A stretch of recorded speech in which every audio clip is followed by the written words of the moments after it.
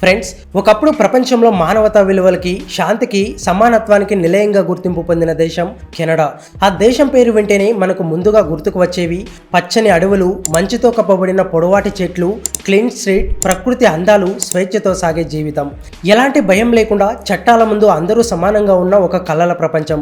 ఆ కలల ప్రపంచంలో జీవించాలనే ఆశతో లక్షలాది మంది యువత చదువుల కోసం, జీవనోపాధి కోసం అక్కడికి వెళ్లారు. వారు అక్కడే స్థిరపడి తమ జీవితాన్ని సెట్ చేసుకోవాలనుకున్నారు. కెనడా అంటేనే ఫ్రీ హెల్త్ కేర్, మంచి విద్య, స్టేబుల్ జీవితం, గొప్ప వర్క్ కల్చర్, ఇవన్నీ కలిపి ఒక డ్రీమ్ లైఫ్గా అనిపించేది. కానీ అదే కెనడా ఇప్పుడు ఓ డార్క్ రియాలిటీకి నిలయంగా మారింది. ఒకప్పుడు మంచి జీవితం కోసం దేశం వైపు పరిగెత్తిన జనాలు ఇప్పుడు భద్రత కోసం, తిండి కోసం, ఇల్లు కోసం విలువెల్లాడుతున్నారు. బయట వారికి తెలియనంతగా లోపల జీవిస్తున్న వాళ్ళకు మాత్రం ఇది ప్రతిరోజు ఎదురవుతున్న కఠిన నిజం. ఈ వీడియోలో మనం కెనడా ఎందుకు ఈ స్థితికి చేరింది, ఎందుకు అక్కడ జీవించడం కష్టంగా మారింది, ప్రజలు ఏ స్థాయిలో బాధపడుతున్నారు, ఎందుకు కెనడా ఇప్పుడు బ్రతికేందుకు అసాధ్యమైన దేశంగా మారింది అన్న దాని గురించి లోతుగా తెలుసుకుందాం.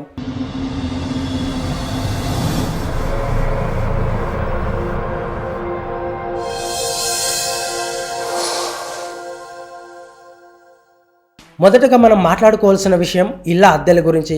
గత 10 ఏళ్లలో కెనడాలో హౌసింగ్ మార్కెట్ దారుణంగా మారిపోయింది. ఇళ్ల అద్దెలు నిబంధనలకు లొంగకుండా ఒక వేటలా పెరిగిపోయాయి. ఒక చిన్న 1 BHK అపార్ట్మెంట్కు నెలకు కనీసం 2,500 కెనడియన్ డాలర్లు అద్దె చెల్లించాలి. అది మన ఇండియన్ రూపాయల్లో చూస్తే దాదాపు 2 లక్షల వరకు అవుతుంది. టొరంటో, వాంకూవర్ లాంటి పెద్ద నగరాల్లో అయితే అది $3,000 కూడా దాటిపోయింది. అంటే మన కరెన్సీలో 2.5 లక్షల రూపాయలు. ఇప్పుడు ఆలోచించండి, ఒక మధ్య తరగతి వలసదారుడు కెనడాలో ఫుల్ టైం జాబ్ చేస్తూ సంపాదించే మొత్తంలో అందులో సగం వరకు కేవలం అద్దెకే పోతుంది. తినడానికి, ట్రాన్స్పోర్ట్కి, పిల్లల చదువుకు, ఆరోగ్యానికి మిగిలేది ఏమీ ఉండదు. ఈ భారాన్ని భరించలేక చాలామంది 2-3 ఫ్యామిలీస్ కలిసి ఒకే అపార్ట్మెంట్లో గుంపుగా ఉండే స్థితికి దిగజారుతున్నారు. ఒకే హాల్లో పెద్దలు, పిల్లలు వంటగదిలో పడుకునే స్థాయికి చేరారు. మరికొంతమంది అయితే హీట్ ఉండే కార్లోనే సగం రాత్రులు నిద్రపోతున్న వారు ఉన్నారు. కెనడాలో వాస్తవంగా ఇంటికి అద్దె చెల్లించడమే బ్రతుకు తెరువుగా మారింది. ఒక దేశంలో ఇంటి అద్దె అనేది మానవ హక్కుల్లో ఒక భాగం అవ్వాలి, కానీ ఇక్కడ అది ఒక విలాసంలాగా మారిపోయింది. కొత్తగా వచ్చిన వాళ్ళు సంపాదించిన డబ్బుతో తినడానికి బ్రెడ్డే కొనాలా లేక అద్దె కట్టాలా అన్నంత ప్రమాదకర పరిస్థితిలో పడుతున్నారు. ఇది కెనడాలో మొదటి అత్యంత పెద్ద సమస్య. ఇంకా మరొక విషయానికి వస్తే, కెనడా ప్రజలకి అంతులేని ఇబ్బందులు వస్తున్నాయి. అదే ఉద్యోగాలు లేకపోవడం, లేదా ఉన్న ఉద్యోగాలకు తగిన వేతనం లేని పరిస్థితి. కెనడా వంటి అభివృద్ధి చెందిన దేశంలోనూ మంచి జీవన ప్రమాణాలు ఉన్నట్టు కనిపించే చోటు కూడా ప్రజలు తినడానికి ఆలోచించాల్సిన స్థితిలోకి ఎలా వచ్చారనేది నిజంగా ఆలోచించాల్సిన విషయం. పూర్వం కెనడాలో జాబ్ మార్కెట్ చాలా బలంగా ఉండేది. ముఖ్యంగా విదేశాల నుంచి వచ్చే వలసదారులకు సరైన ఉద్యోగాలు దొరికి వాళ్ళ కుటుంబాల్ని స్థిరపరచుకునే అవకాశాలు ఉండేవి. కానీ ఇప్పుడు ఆ పరిస్థితి పూర్తిగా తారుమారైంది. కంపెనీలు బలహీన పడిపోవడం, ఖర్చులు పెరిగిపోవడం వల్ల చాలా మంది ఉద్యోగాలు కోల్పోయారు. అంతేకాకుండా ఉన్న ఉద్యోగాలకి పోటీ పెరిగిపోయింది. ఫుల్ టైం జాబ్ దొరకడం కంటే పార్ట్ టైం, టెంపరరీ గిగ్ వర్క్లు ఎక్కువైపోయాయి. రోజంతా Uber, door dash, skip the dices లాంటి వాటిలో పనిచేసేవారు. కొంతమంది అర్హత ఉన్న వాళ్ళు, ఇంజనీర్లు, డాక్టర్లు, ఐటీ ప్రొఫెషనల్స్ కూడా ఉద్యోగం దొరక్క టెంపరీ పనిచేసుకుంటూ బ్రతికే ప్రయత్నం చేస్తున్నారు. ఈ సమస్య ఇప్పుడిప్పుడే కాదు, గత కొన్నేళ్లుగా పెరుగుతూ ఇప్పుడు ప్రమాదకర స్థాయికి చేరుకుంది. కెనడాలో వేతనాలతో జీవించగలిగే రోజు రోజుకు తగ్గిపోతున్నాయి. జాబ్ ఉంది అనే మాటకి ఆనందించే స్థితి కన్నా, జాబ్ ఉంది కానీ బ్రతికేంత డబ్బు రావడం లేదు అనే బాధతో ప్రజలు రోజులు గడుపుతున్నారు. ఇది కెనడాలో రెండో అతిపెద్ద సమస్య. ఇంకొక సమస్య ఆరోగ్య సంరక్షణ వ్యవస్థ, అనగా కెనడా హెల్త్ కేర్ సిస్టమ్. ఇది ఓ అభివృద్ధి చెందిన దేశమైన ప్రజలు ఎదుర్కొంటున్న కష్టాల వెంటే నడుస్తున్న ఒక పెను సమస్య. కెనడా ప్రజలందరికీ ఉచిత హెల్త్ కేర్ అందించే దేశంగా ప్రపంచవ్యాప్తంగా పేరు సంపాదించుకుంది. కానీ ఈ ఉచిత వైద్యం వెనుక దాగి ఉన్న అసహనాన్ని, అసమర్థతను ఎవరూ బయటకు చెప్పరు. అసలు విషయం ఏంటంటే, కెనడాలో ఒక నార్మల్ డాక్టర్ అపాయింట్మెంట్కి కూడా నెలల తరబడి వేచి చూడాల్సి వస్తుంది. చిన్న జ్వరం వచ్చిందని హాస్పిటల్కి వెళ్తే అక్కడ 6 గంటల నుంచి 12 గంటల వరకు వెయిట్ చేయాల్సి ఉంటుంది. కొన్ని ప్రావిన్స్లో అయితే ఒక జనరల్ ఫిజిషియన్ అపాయింట్మెంట్కి 4 నుంచి 6 వారాలు ఆగాలి. శస్త్రచికిత్సకైతే ఆపద స్థాయిని బట్టి 3 నెలల నుంచి 2 ఏళ్ల వరకు వెయిట్ చేయాల్సి ఉంటుంది. వృద్ధులు, గర్భిణీలు, చిన్నపిల్లలు వీళ్ళకు అత్యవసర చికిత్సలు అవసరమైనప్పుడు కూడా వెనుకబడే పరిస్థితి ఉంది.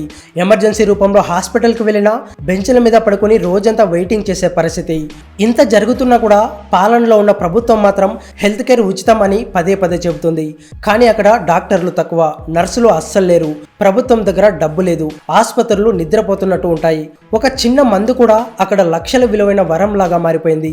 చాలా మంది ప్రజలు ప్రైవేట్ క్లినిక్స్ కి వెళ్లే స్తోమత లేక ఇంట్లోనే బాధపడుతున్నారు. కొంతమంది తాము చనిపోతున్నామని తెలిసినా ఆసుపత్రిలో మంచం దొరకడం కోసం ఎదురు చూస్తున్నారు. ఇది కెనడాలోని మానవతా సంక్షోభానికి నిదర్శనం. పిల్లల వైద్య చికిత్స కోసం నెలలు తరబడి ఎదురు చూడాల్సిన ఒక దేశం ఎలా అభివృద్ధి చెందిన దేశంగా పరిగణించబడుతుంది. ఇప్పుడు మనం కెనడాలో పెరిగిపోతున్న ఖర్చులు, దానివల్ల జరిగే సామాన్యుల తిప్పలు చూద్దాం. ఇది కేవలం ఇన్ఫ్లేషన్ అనొచ్చు, కానీ నిజంగా ఇది ప్రజల జీవన విధానాన్ని కూల్చేస్తున్న ఒక భయంకరమైన ప్రభావం. మనం బయట నుంచి చూస్తే కెనడా అంటే డాలర్లు వస్తాయంటాం, కానీ లోపల వాళ్ళ జీవితం చాలా కష్టంగా ఉంటుంది. కెనడాలో బస్ ఎక్కడానికి టికెట్ ధరే $4, అంటే మన కరెన్సీలో 250కి పైగా. ఒక పౌండ్ టమాటాలు కొంటే $3, పాలు లీటర్ ధర $5. ఇక గ్యాస్ పైన చెప్పాల్సిన పని లేదు, లీటర్కు దాదాపు $1.8, అంటే మన కరెన్సీలో $110కు పైగా. ఇది అక్కడి సాధారణ ఆదాయం ఉన్నవాడికి భరించలేని స్థితి. ఒక చిన్న కుటుంబం నెలకు కేవలం తినడానికి, కదలడానికి, పిల్లల స్కూల్ ఖర్చులకు కనీసం $3,000 ఖర్చు అవుతుంది. కానీ ఈ ఖర్చులకు తగిన వేతనం అందుతున్న వారు అక్కడ కొద్దిమంది మాత్రమే. చాలా మంది 2-3 పనులు చేస్తూ రోజుకు 12 గంటల పాటు కష్టపడినా నెలాఖరికి $1 కూడా సేవ్ చేయలేని స్థితిలో ఉన్నారు. ఇంకా పైన చెప్పినట్టు ఇళ్ళ అద్దె $2,500 నుంచి $3,000 అంటే ఇంకా మిగిలే డబ్బే ఉండదు. కేవలం బతకడం కోసం వాళ్ళు తమ హాబీలను వదిలేస్తున్నారు. కుటుంబంతో టైం గడపలేకపోతున్నారు. ఫ్రెండ్స్తో బయటకు పోవాలంటే భయపడుతున్నారు. ఎందుకంటే ఒక బర్గర్, ఒక కాఫీ కలిపి $20, అంటే మన కరెన్సీలో దాదాపు $1,200. ఒకప్పుడు కెనడాలో మిడిల్ క్లాస్ గర్వంగా జీవించేది, కానీ ఇప్పుడు వాళ్ళే ఫైనాన్షియల్గా స్ట్రగుల్స్లో కూరుకుపోయారు. ఒక రోజుకు కావలసిన ఖర్చు చూసుకొని మిగిలిన 6 రోజులు ఎలా గడపాలో ఊహించుకుంటూ బతుకుతున్నారు. ఇంకా వలసదారుల పరిస్థితి కెనడాలో ఎలా దయనీయంగా మారిపోయిందో చూద్దాం. ఒకసారి కెనడా వెళ్తే జీవితం అంతా ప్రశాంతంగా గడిపేస్తారన్న భ్రమ చాలా మందిలో ఉండేది. కానీ ప్రస్తుతం అక్కడి వాస్తవ పరిస్థితులు చూస్తే వలసదారుల జీవితం అనేది ఒక పెద్ద పోరాటంలో మారిపోయింది. కెనడా ప్రభుత్వం ఒకప్పుడు ఇమ్మిగ్రెంట్ ఫ్రెండ్లీ పాలసీతో ఎంతో మందిని ఆహ్వానించింది. దీంతో వలసదారులు అక్కడికి వెళ్ళాక ఎదుర్కొనే మొదటి అడ్డంకి పని లేకపోవడం. వాళ్ళ వద్ద డిగ్రీలున్నా, అనుభవం ఉన్నా మొదట్లో ఎవరు ఉద్యోగం ఇవ్వరు. అక్కడ కెనడియన్ ఎక్స్పీరియన్స్ పేరుతో చాలా కంపెనీలు జాబ్ ఇవ్వకుండా తిరస్కరిస్తున్నాయి. ఫలితంగా వేలాది మంది వలసదారులు యూబర్, డోర్ డాష్ లాంటి డెలివరీ జాబ్స్ కి మాత్రమే పరిమితమయ్యారు. రోజుకు 10 గంటలు డెలివరీగా మరియు క్లీనింగ్ జాబ్ చేస్తూ జీవితం గడుపుతున్నారు. ఇంకా ఎక్కువ మంది చదువు కోసం స్టూడెంట్ వీసాతో వెళ్లిన వారు కూడా మానసికంగా కురింగిపోతున్నారు. కోర్స్ ఫీజులు చాలా అధికంగా ఉండడంతో పాటు పార్ట్ టైం పని చేసుకునే అవకాశం తగ్గిపోయింది. కెనడాలో కొన్ని ప్రావిన్సుల్లో విదేశీ విద్యార్థులకు వర్క్ ఆఫర్స్ తగ్గించడంతో వాళ్ళ అద్దె, ఫీజులు, జీవన ఖర్చులు భరించలేని పరిస్థితిలో పడ్డారు. దీనితో పాటు వలసదారుల రద్దీ పెరగడంతో షెల్టర్స్, ఫుడ్ బ్యాంక్స్, హెల్త్ సర్వీసులన్నీ ఓవర్లోడ్ అయిపోయాయి. టొరంటో, మాంట్రియల్ లాంటి నగరాల్లో వలసదారులు రోడ్లపై నివాసం ఉంటున్నారు. ఇంతకీ ఈ పరిస్థితి ఎందుకు వచ్చిందంటే అనేక రెఫ్యూజీలు ఒకేసారి కెనడా రద్దీగా మార్చారు. అమెరికా గుండా ప్రయాణించి స్మగ్లర్ల సహాయంతో అందినన్ని మార్గాల ద్వారా వేలాది మంది అక్రమ వలసదారులు కెనడా వైపు వస్తున్నారు. ప్రభుత్వం వాళ్ళను ఆశ్రయిస్తుందే కానీ స్థానికుల ఉద్యోగాలు, ఇళ్ల అద్దెలు, ఫుడ్ షెల్టర్స్ అన్ని వలసదారుల వల్ల రికార్డ్ స్థాయిలో ఒత్తిడికి గురవుతున్నాయి. ఇవన్నీ కలిపి ఇప్పుడు కెనడా అన్నమాట వింటేనే అక్కడ ఉన్న వాళ్లకు భయం కలుగుతుంది. ఎందుకంటే నిన్నటి కలల రాజ్యం నేటి కష్టాల కారాగారంగా మారిపోయింది. వలసదారుల ఆశలు నిద్రలేని రాత్రులుగా మారిపోయాయి. ఇప్పుడు ఇంకో ప్రధాన సమస్య మానసిక ఆరోగ్యం. ప్రస్తుతం కెనడాలో మానసిక ఆరోగ్య సమస్యలు ఊహించనంత వేగంగా పెరుగుతున్నాయి. ముఖ్యంగా యువతలో డిప్రెషన్, ఎగ్జైటీ, ఒంటరితనానికి సంబంధించిన కేసులు రోజు రోజుకు పెరిగిపోతున్నాయి. 2024 చివరి నాటికి కెనడాలో ప్రతి 5 మందిలో ఒకరు తీవ్రమైన మానసిక ఆరోగ్య సమస్యతో బాధపడుతున్నారని నేషనల్ మెంటల్ హెల్త్ సర్వే తెలిపింది. దానికి గల కారణం జీవన ఖర్చులు. జీతం వచ్చినా సరే అది కేవలం అద్దెకు, ఫుడ్ బిల్లులకే పోతుంది. రీసెంట్గా 3వ పనిని కూడా తీసుకున్న వ్యక్తులు చాలా మంది ఉన్నారు. ఉదయం ఒక డెలివరీ జాబ్, మధ్యాహ్నం గ్రాసరీ స్టోర్స్ లో పనులు, రాత్రి యూబర్ డ్రైవింగ్. ఇలాంటి పనులతో వాళ్లకు విశ్రాంతి లేదు, కుటుంబం కోసం సమయం లేదు, భవిష్యత్తు గురించి ఆశలు లేవు. ఇదే మానసిక ఒత్తిడికి ప్రధాన కారణం.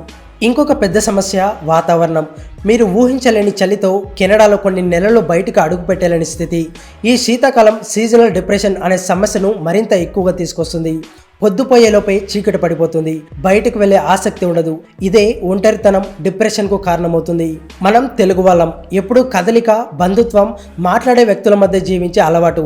కానీ అక్కడ రోజుల తరబడి ఎవరితోనూ మాట్లాడకుండా ఉండే పరిస్థితి చాలా మందిని మానసికంగా బలహీనంగా చేస్తుంది. ఇక స్టూడెంట్ల విషయంలో అయితే పరిస్థితి మరింత దారుణం. ఒక్కోసారి వాళ్ళు కళాశాలకు వెళ్లే ముందే 4 గంటలు పనిచేస్తారు. తర్వాత క్లాసులు, తిరిగి రాత్రి డెలివరీ బాయ్ గా మరో షిఫ్ట్. దీని కారణంగా వీరి కళ్ళలో నిద్రే ఉండదు, మనసులో ప్రశాంతతే ఉండదు. ఇలా ఒత్తిడికి తాళలేక ఎంతో మంది డ్రగ్స్ వైపు వెళ్తున్నారు. కెనడాలో ప్రస్తుతానికి ఫెంటినల్ అనే మాదక ద్రవ్య పదార్థం వాడకం ఓ మహమ్మారి స్థాయికి చేరింది. మానసిక సమస్యలతో బాధపడే యువకులు వీటికి బానిసలుగా మారిపోతున్నారు. ఇంతసేపు మనం చూసిన ప్రతి సమస్యకు గల కారణం ప్రభుత్వ వైఫల్యం. ప్రభుత్వం దీని గురించి అస్సలు పట్టించుకోవడం లేదు. కొన్నిసార్లు మీడియాలో హౌసింగ్ క్రైసిస్, ఇమ్మిగ్రేషన్ ప్రెజర్ అనే పేర్లతో స్టోరీలు వస్తున్నా వాటి మీద ప్రభుత్వ స్పందన కేవలం మాటలకే పరిమితం. అసలైన చర్యలు మాత్రం ఎక్కడా కనిపించడం లేదు. ఇంకొంతమంది నేతలు పబ్లిక్ గా వచ్చినప్పుడు ఇది ఒక తాత్కాలిక ఇబ్బంది మాత్రమే అని, మేము రూల్స్ మార్చాలని చూస్తున్నామంటూ హామీలు ఇస్తారు. కానీ ఆ మాటలు చెప్పే లోపలే వందలాది కొద్ది కొత్త వలసదారులు దేశంలోకి అడుగు పెడుతున్నారు. ఫలితంగా జీతాలు తగ్గిపోతున్నాయి, పోటీ పెరిగిపోతుంది, వనరులు పంచుకోవడం అసాధ్యమవుతుంది. అయినా ప్రభుత్వం ఎటు కాకుండా నిశ్శబ్దంగా ఉన్నట్టే ఉంది. ఎందుకంటే ఆర్థికంగా ఈ వలసదారుల వల్ల వచ్చే టెంపరీ ప్రయోజనాలు ప్రభుత్వానికి ఎక్కువ. వాళ్ళ వల్లే ఎకానమీకి ట్యాక్స్ ద్వారా ఆదాయం వస్తుందని నాయకులు భావిస్తున్నారు. సో ఫ్రెండ్స్, చూశారు కదా, ఒకప్పుడు ప్రపంచంలో అత్యంత శాంతిగా కనిపించిన కెనడా ఇప్పుడు ఏ విధంగా సమస్యలను ఎదుర్కొంటుందో. ఈ వీడియో మీకు ఎలా అనిపించిందో కామెంట్ చేసి చెప్పండి. ఈ వీడియో నచ్చితే ఒక లైక్ చేసి ఛానల్ని సబ్స్క్రైబ్ చేసుకోండి. Thank you for watching this video.